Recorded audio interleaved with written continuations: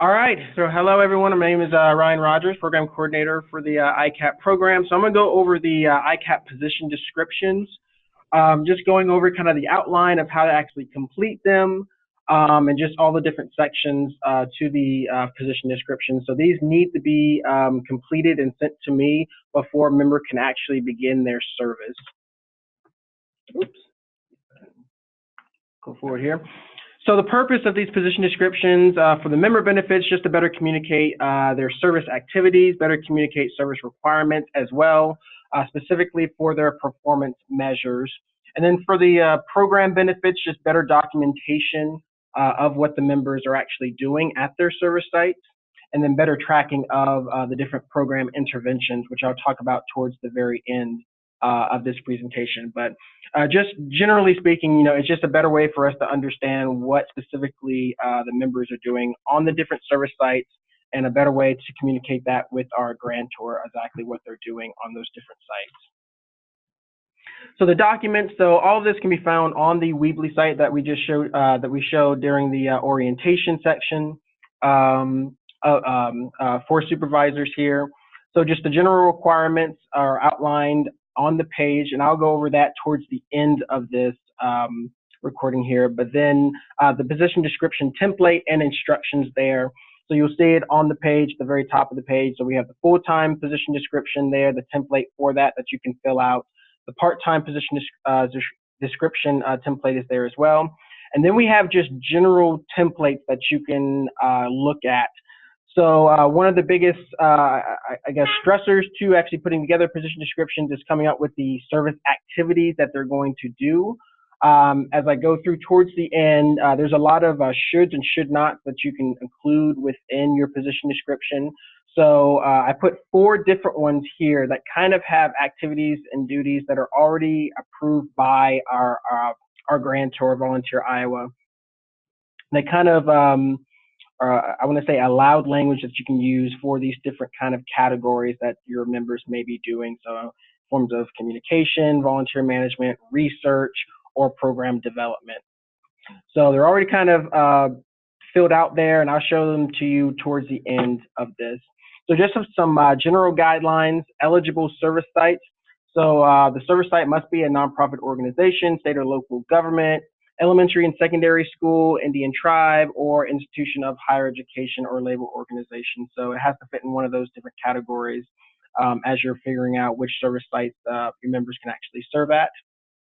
Some service site limitations. So full-time members can only serve at one site, and that's their host site.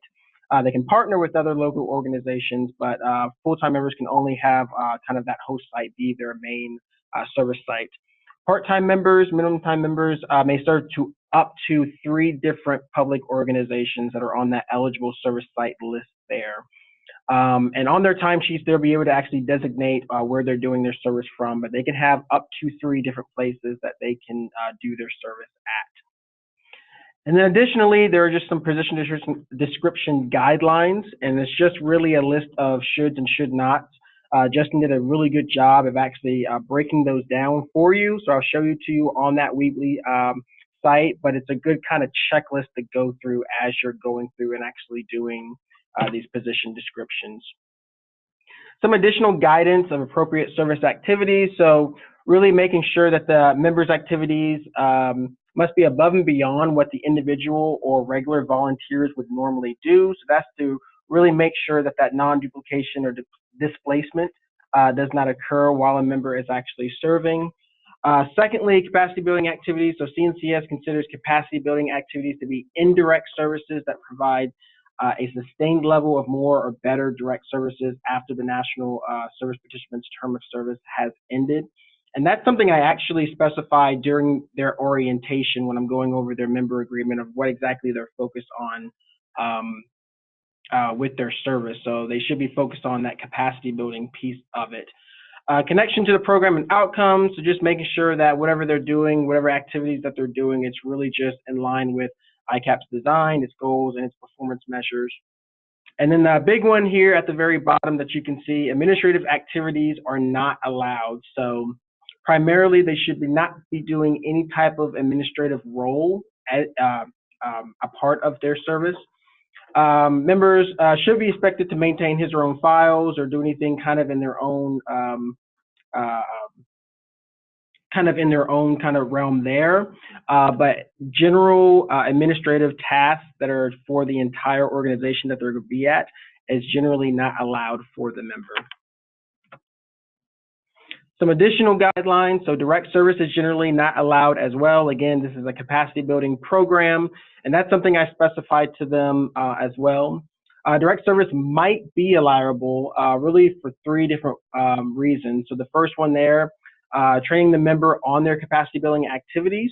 So if they are developing a program and they are recruiting volunteers or managing the volunteers and they're trying to teach them how to actually do the program, then that would be a situation where direct service is generally allowed.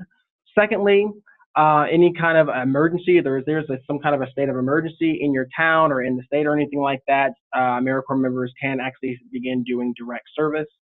And then the third one, if your organization is having a day of service event or an organization-wide event that involves everyone serving on one day, then your AmeriCorps members can actually do direct service in that circumstance as well.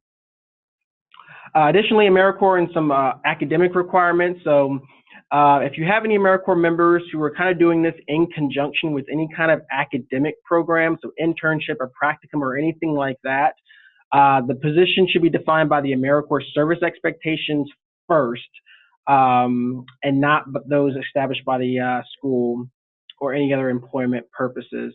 And they have to really show that they're doing something above and beyond the requirements of their program, their academic program. So an example of this would be if you have an internship and it's requiring members to do 200 hours of internship hours. If they're doing this in conjunction with the AmeriCorps, then they really have to, it really works out already because they already have to do 300 hours. So that extra 100 hours is that kind of above and beyond for the AmeriCorps member. But say if the internship requires 300 hours, then they have to do something above and beyond that to really show that they're doing something in addition to the AmeriCorps service requirements. And that may just mean more hours or an additional project on top of that altogether. Part-time members can receive federal work study as a part of their service. For full-time members, they can receive work study as well, but there is something to keep in mind. Their living allowance is reduced by the amount of their work study award, but AmeriCorps members can actually be federal work study recipients as well. And then on-campus service sites are perfectly fine, so you can most certainly have AmeriCorps members at different departments within your organization in different specific programs or student service clubs if you are on campus somewhere. So here are the 4 different program interventions, and this is primarily if your AmeriCorps members are going to be out in the community at different nonprofit organizations. And even the templates that I created kind of follow these different program interventions as you're doing these. And we track these really afterwards, so there will be a post survey that is given out to the actual organizations to actually determine these program interventions and how these are actually become effective in the organization. So the first one, community engagement, that's community asset mapping, levels of community participation. This is really focused around just communication. So as you look down at the different short-term outcomes and some of the example activities, they're all really focused around communication, social media, website kind of creating content for that. So that's kind of what this intervention is really focused on. And I see a question from Amanda. So if the organization doesn't have to identify which intervention, yes, they do not have to identify ahead of time what the intervention is. So there will just be a post survey that is sent out to them, and then they self-select there what that intervention is and how it actually has affected them. Sweet. Yes, great response. So organization development, so this is just an adoption of systems related to human resources, finances, information technology. So you can see some of the outcomes there, regular assessment of organizational strengths and needs, external opportunities and risks. So if your AmeriCorps member is really just doing kind of a SWOT analysis of an organization, this is where this would actually fit at here. So development of an organization database, researching anything. So there's actually a researching template that I put up there that you can kind of utilize if your AmeriCorps member will be doing something more along these lines. Then there's just program development, so expansion or enhancement of a program that the organization already has, so increasing the number of clients that they have, obtaining client feedback, tracking client data, and then some of the activities, just volunteer training workshop, developing modules, developing a new curriculum altogether. So anything to do with program development is this third intervention. And then the very last one is just volunteer management. So just expanding upon the volunteer practices that are already there, additional volunteer recruitment and placement and coordinating of different service opportunities. So we also have one of those, a volunteer recruitment and management type of template that I'll show you here as well. So that's really just increasing how many volunteers that are actually coming to the site, increased visibility in the community so that these opportunities are seen by potential volunteers. Creating some kind of a volunteer generation plan, establishing formal partnerships for volunteer recruitment, creating that pipeline of volunteers for an organization. So those are kind of the 4 different interventions that you'll use if your AmeriCorps members are going to be off campus at different nonprofit organizations. And then just a brief kind of overview of the template itself. So the very first section is just service site information. The second one is just a position purpose, so really just outlining what the AmeriCorps member is going to do and how what beneficiaries are going to be a part of that. The third thing there is just a civic action plan goal, if that applies. So just putting your goal into there.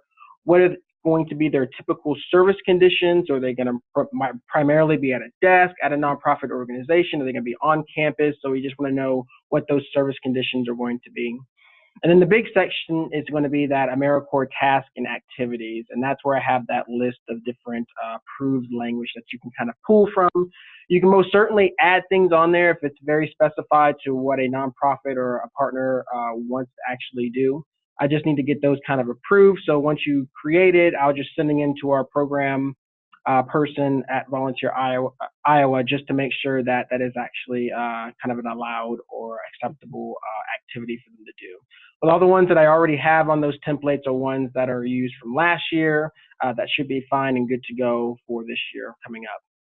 And then the very last one, service schedule. So we do need, as specific as possible, a service schedule for your AmeriCorps member at the organization that they're saying they're going to be at. So beyond just they'll be doing, you know, so many hours per week or per timesheet that that they'll be doing. So really bring it down to, are they going to be serving Monday, Wednesday, and Fridays, Tuesday and Thursdays, and just how many hours estimate that they're going to be serving during those time periods. So they really want to see these service schedules be as specific and as accurate as possible as they're looking through these position descriptions and seeing what the members are actually doing.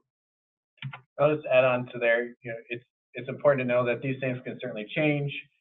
We don't expect, you know, that they're written in stone and that we have to modify everything just to meet that requirement. Certainly we can modify the position description if things happen that change the service schedule. So we just, what everyone's trying to do is to try to set up the member for success from the beginning, and Volunteer Iowa feels that it's important to have as a set schedule that sets them up for success, points them in the right direction from day one, rather than thinking about how do I make up my hours midway through the term of service and then setting up a schedule. Yes. So yeah, this is definitely a living document. So if there's anything you need to adjust in it, please let us know as soon as possible.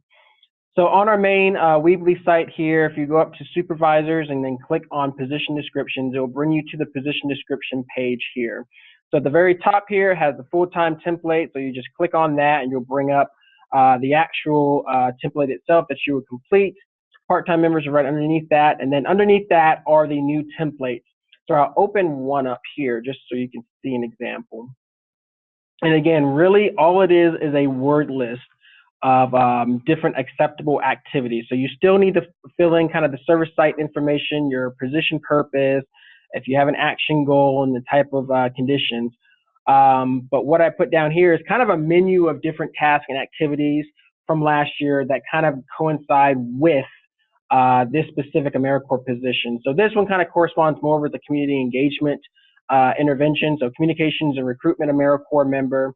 And that's something else to think about, is that the position title, it has to have AmeriCorps in the title when you're actually creating these.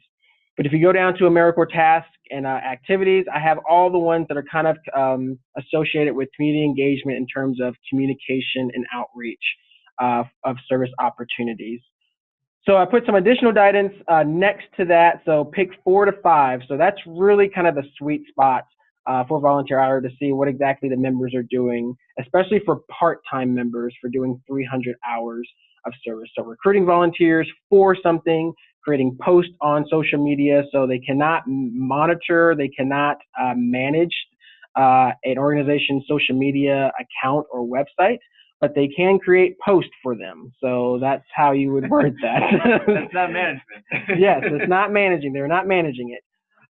Develop marketing materials, regular communication with community partners. So that's just kind of an example of what these templates really are. It's really just an easy cheat sheet for you to just kind of copy and paste what your members might actually be doing at different organizations.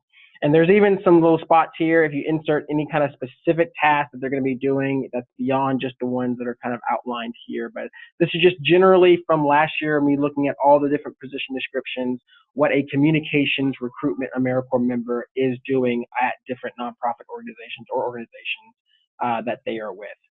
So I have one for communications recruitment, I have one for volunteer management and recruitment, research development, and then as well as program development altogether. And I will say the program development one may be more for returners.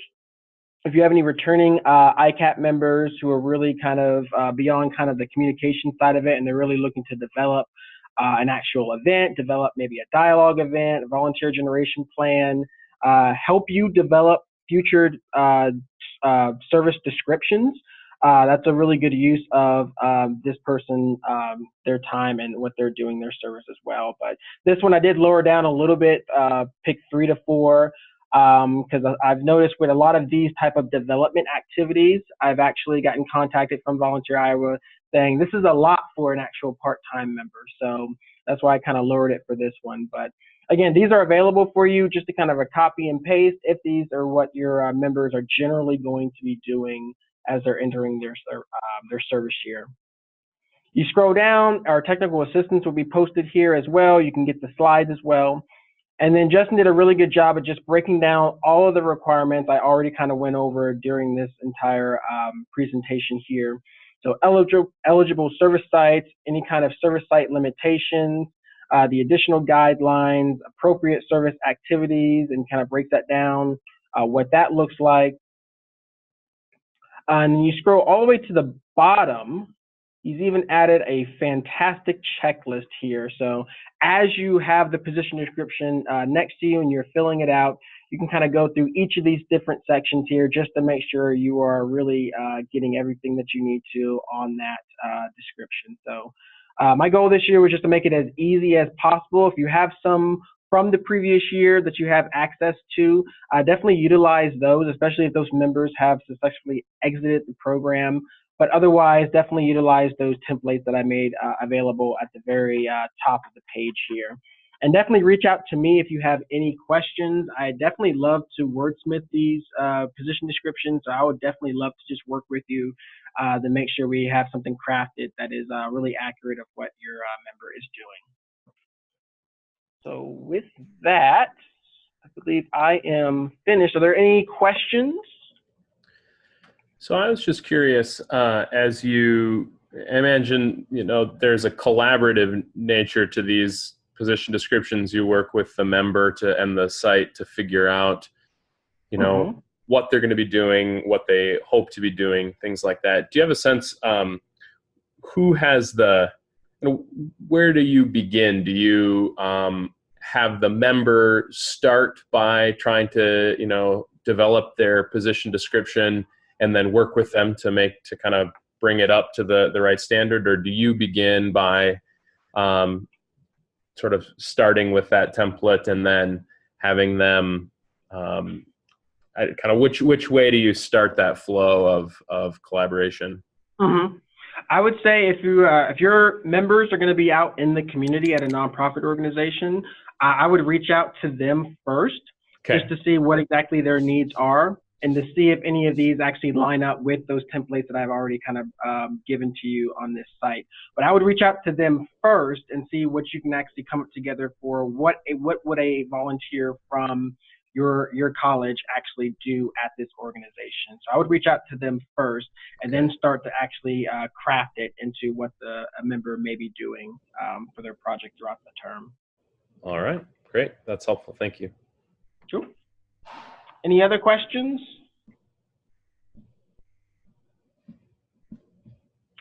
All right. Well, this will be this has been recorded, and this will be made available on that site as well. If you have any additional questions, just don't feel free to just contact me at any time. Appreciate it. Thank you.